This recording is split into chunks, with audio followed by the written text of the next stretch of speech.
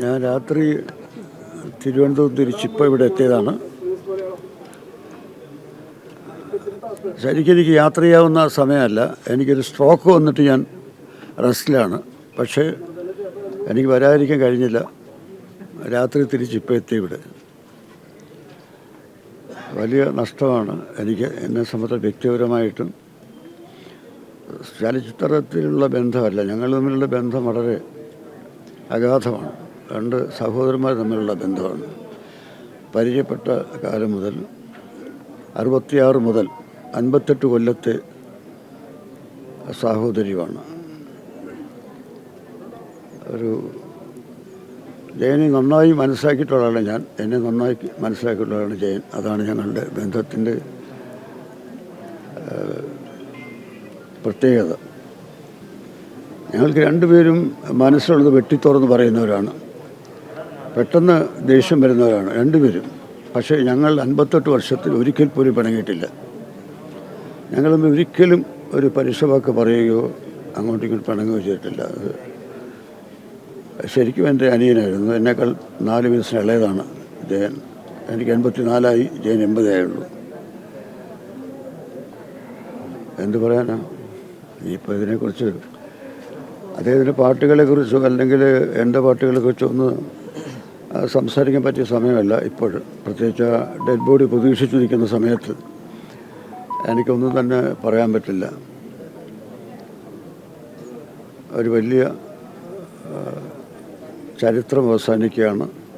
കാരണം ജയചന്ദ്രൻ്റെ പാട്ട് വ്യത്യസ്തമായിരുന്നു, വളരെ വ്യത്യസ്തമായിരുന്നു.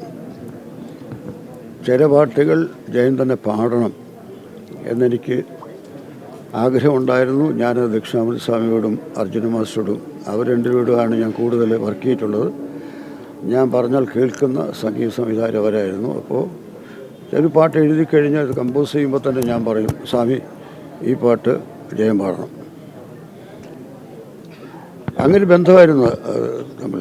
അതുപോലെ ജയൻ ചില പാട്ടുകൾ അതിനകത്താ തമ്പി ആ പാട്ട് എനിക്ക് തരാത്തെന്ന് ചോദിക്കും. എന്നേക്കാൾ ഇളയതാണ് എൻ്റെ തമ്പി എന്നാണ് വിളിക്കുന്നത്.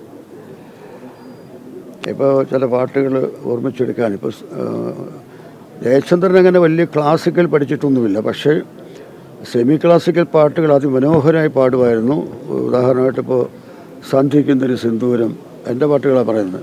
സന്ധിക്കുന്നൊരു സിന്ദൂരം, ചന്ദ്രികയ്ക്കെന്തൊരു വൈഡൂര്യം, കാട്ടാറിനെന്തൊരു പാദസരം, എൻ കൺമണിക്കെന്തൊരു ആഭരണം, സ്വാതി തിരുനാടൻ കാമിനി, സപ്തസ്വര സുധാവാഹിനി, അത് മരുഭൂമിയിൽ മലർ വിരിയുകയോ എൻ മനസ്സിൽ സ്വപ്നം വിടരുകയോ, ആ പാട്ടാണ് ജയൻ പാടിയ എൻ്റെ ആദ്യത്തെ പാട്ട്. 1968 ഭാര്യമാർ സൂക്ഷിക്കുക എന്ന സിനിമയിൽ. അതാണ് എൻ്റെ രചനയിൽ ഈ ജയചന്ദ്രൻ പാടിയ ആദ്യത്തെ പാട്ട്. അതാണ് സ്വാമിയുടെ മ്യൂസിക്. പിന്നെ റെസ്റ്റ് ഹൗസ് എന്നുള്ള പടത്തിൽ യമനെ യമനെ ഏതുപോലെ രവിദേവനയുടെ നീലപ്പീലി തിരുമുടിയവിടെ എസ് ജാനിയുമായിട്ട് ചേർന്ന ഡിബറ്റ്, അത് കാപ്പി രാഗത്തിൽ അതിമനോഹരമായിട്ട് അർജുനൻ ഈണം പാടുന്ന പാട്ടാണ്. അത് അതിമനോഹരമായിട്ട് ജയൻ പാടിയിട്ടുണ്ട്. അത് പലപ്പോഴും സ്റ്റേജിൽ മറ്റാരെങ്കിലും പാടിയാൽ ഞാൻ പറയും നിങ്ങൾ പാടി ശരിയായില്ല, ജയൻ പാടിൻ്റെ 7 അയലത്തോലും വന്നില്ലെന്ന് ഞാൻ പറയും. അതുപോലെ ജയൻ ഞാനും അർജുനും കൊണ്ടുള്ള ആദ്യത്തെ ഹിറ്റ്, സൂപ്പർ ഹിറ്റാണ് നിൻമണിയറയിൽ നിർമ്മല ശയ്യയിൽ നീല നീരാളമായി ഞാൻ മാറിയെങ്കിൽ. ഞാൻ ആദ്യമായി സംവിധാനം ചെയ്ത പടത്തിൽ രാജീവ് നയനെ നീ ഉറങ്ങൂ, രാഘവിലെ നീ ഉറങ്ങൂ എന്ന പാട്ട്. അതുപോലെ ഞാനും ദേവരാജ മാസ്റ്ററും കൊണ്ട് ചെയ്തിട്ടുള്ള ഒരുപാട് പാട്ടുകൾ. മലയാള ഭാഷ മാതകഭംഗി നിൻ മലർമന്ദഹാസ വിരിയുന്നു എന്ന പാട്ട്, ഹൃദയേശ്വരി നിൻ നെടുവീർപ്പിൽ ഞാനൊരു മധുര സംഗീതം കേട്ടു എന്ന പാട്ട്, ഉത്സവ കൊടിയേറ്റക്കേളി എൻ്റെ ഉല്ലാസ ദേവാലയത്തിൽ എന്ന പാട്ട്, ചഞ്ചലം ഈയൊരു കവിത അതിൽ അഞ്ജനം അലങ്കാരമായി എന്നുള്ള പാട്ട്. അങ്ങനെ എണ്ണയെ തീരാത്ത പാട്ടുകൾ 220 പാട്ടുകൾ ഞാൻ എഴുതി 220 പാട്ടുകൾ ജയചന്ദ്രൻ പാടിയിട്ടുണ്ട്. അതിൽ പകുതിയിലധികം ഏതാണ്ട് 3/4 പങ്ക് സൂപ്പർ ഹിറ്റുകളാണ്. ജയചന്ദ്രൻ ഒരു ഹിറ്റ് മേക്കറാണ്. ജയചന്ദ്രൻ പാടിയ പാട്ടുകളിൽ പോപ്പുലറാകാത്ത പാട്ടുകൾ വളരെ കുറവാണ്. അതെന്തോ നമ്മുടെ ശ്രോതാക്കൾക്ക് ജയനുമായിട്ടൊരു മാനസികമായി വലിയ അടുപ്പമുണ്ടായിരുന്നു. ജയൻ പാടുന്ന പാട്ടുകൾ ഹിറ്റാകുമായിരുന്നു. അത്ര ആത്മാർത്ഥമാണ് ജയൻ പാടുന്നത്. ജയൻ്റെ സ്വഭാവത്തിന് സവിശേഷത ഇന്ന് ഞാൻ പത്രത്തിൽ പറഞ്ഞിട്ടുണ്ട്. അത് മറ്റ് പാട്ടുകാരെ ഇത്രയും അംഗീകരിക്കുന്ന ഒരു ഗായകൻ വേറെ എൻ്റെ ജീവിതത്തിൽ ഞാൻ കണ്ടിട്ടില്ല. അതായത് തന്നെക്കുറിച്ച് പറയുകയില്ല. ഇപ്പോൾ ജയചന്ദ്രന് ഒരു പ്രത്യേക രാഗത്തിൽ പാടി മോഹനത്തിൽ ജയം പാടിയ പിന്നെ മല്ലികപ്പൂവിൻ മധുരഗന്ധം എന്ന പാട്ട് പറഞ്ഞ ഉടനെ ആ മോഹനത്തിൽ യേശുദാസ് പാടിയ സ്വർഗപുത്രി നവരാത്രി ഗംഭീരമല്ലേ. അതായത് അപ്പോൾ അതേ രാഗത്തുള്ള മറ്റൊരു ഗായകൻ്റെ പാട്ടിനെക്കുറിച്ച് പറയുകയും ആ പാട്ട് പാടുകയും, അത് ജയചന്ദ്രനെ സ്നേഹിച്ച സംഗീതത്തെയാണ്, സ്വന്തം പാട്ടുകളെയല്ല. അതുപോലെ ഹിന്ദിയിൽ ആദ്യകാല ഗായകർ പങ്കജ് മല്ലിക്, നമ്മുടെ സായിഗാൾ കാലഘട്ടം മുതൽ റഫി, മഹേന്ദ്ര കപൂർ, കിഷോർ കുമാർ, ഇവരുടെ മുഴുവൻ പാട്ടുകൾ കാണാപ്പാടമാണ്. നമ്മളൊരു മഹേന്ദ്ര കപൂറും റഫിയും തമ്മിലുള്ള വ്യത്യാസം എന്താണെന്ന് പറഞ്ഞാൽ രണ്ടുപേരുടെയും പാട്ട് പാടിയിട്ട് ആ വ്യത്യാസം പറഞ്ഞു തരും. അതുപോലെ തമിഴ് SP ബാലസുബ്രഹ്മണ്യത്തിൻ്റെയും PB ശ്രീനിവാസൻ്റെയും ശബ്ദങ്ങൾ തമ്മിൽ വ്യത്യാസം എന്താണ്, പാട്ടുകൾ തമ്മിൽ വ്യത്യാസം എന്താണ്, TM സൗന്ദരരാജൻ്റെ പാട്ട് എന്താണ്. ജയൻ ഏറ്റവും അധികം ഇഷ്ടപ്പെട്ടിരുന്ന ഗായിക P സുശീലയാണ്.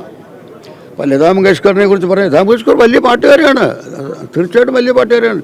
പക്ഷേ എനിക്ക് സുശീലാമ്മ ആണ് ഇഷ്ടം എന്ന് പറയും. അത് പറയാൻ ഒരു മടിയില്ല. അതുപോലെ ഈ ജാനകിയമ്മ, വാണിജ്യറാം, എല്ലാവരുടെ കൂടെയും മികച്ച ഡുവറ്റുകൾ ജയൻ പാടിയിട്ടുണ്ട്. ഞാൻ പറഞ്ഞല്ലോ, ഞങ്ങളുടെ ബന്ധം ഒരു രണ്ട് സിനിമാക്കാർ തമ്മിലുള്ള ബന്ധമല്ല, രണ്ട് സഹോദരന്മാർ തമ്മിലുള്ള ബന്ധമാണ്. അതിന് ഞങ്ങൾ തമ്മിൽ കൂടുതൽ അടുക്കാനുള്ള കാരണം ഞങ്ങളുടെ രണ്ടുപേരുടെയും ജീവിത പശ്ചാത്തലം ഏറെക്കുറെ ഒന്നാണ്. കാരണം വലിയ ജന്മിത്തറവാട് തകർന്ന വലിയ ജന്മിത്തറവാട്ടിൽ ജനിച്ചവർ ഞങ്ങൾ രണ്ടുപേരും.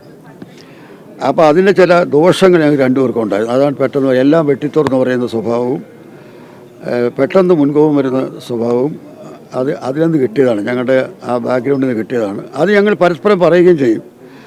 ചിലപ്പോൾ ഞാൻ പറയും, ഞാൻ എൻ്റെ ദേഷ്യമൊക്കെ മാറ്റി മര്യാദക്കാരനാകണമെന്ന് വിചാരിക്കാമെന്ന് പറയും. എന്തിനാ തമ്പി, അത് തമ്പിയുടെ ഐഡൻറ്റിറ്റിയാണ്, ഒന്നും മാറ്റണമെന്ന് പറയും ജയൻ.